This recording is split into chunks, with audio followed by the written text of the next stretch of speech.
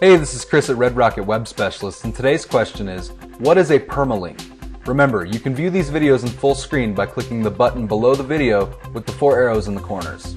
So what exactly is a permalink? Well, let's think about this for a second. It's a contraction of 2 words, permanent and link, and it does exactly what it sounds like. It's a permanent link to a blog post or to a page on your website.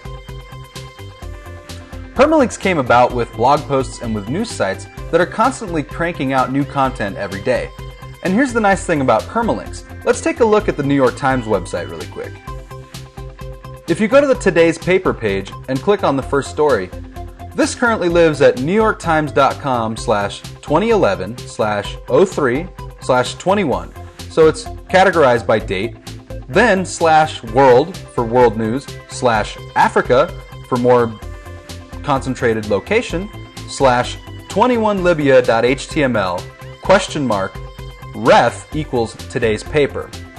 Now this is extremely hard to remember because when you're searching for something, let's say you're going to search for Libyan rebels regroup, you're not going to be searching for 21libya.html ref equals today's paper. That's extremely hard to remember.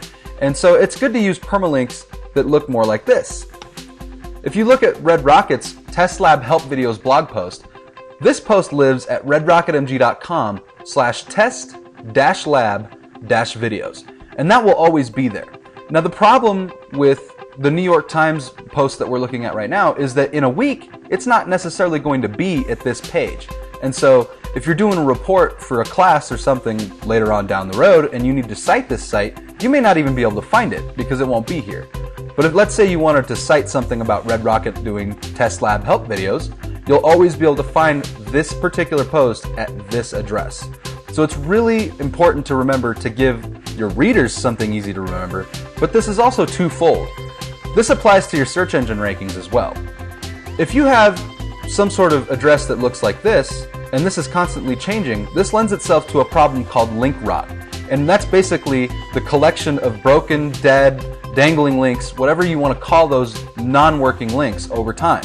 And the more of these that you have, the worse it's going to be for your search engine rankings in the long run. So, just to recap, keep these as short as possible, easy to remember, and leave out the extra characters that aren't going to be easily remembered and that it might end up changing over time. 2 reasons. Good for your readers, good for your search engine rankings. I hope that helps. If you have any other questions, you can email help@thinkredrocket.com. Thanks.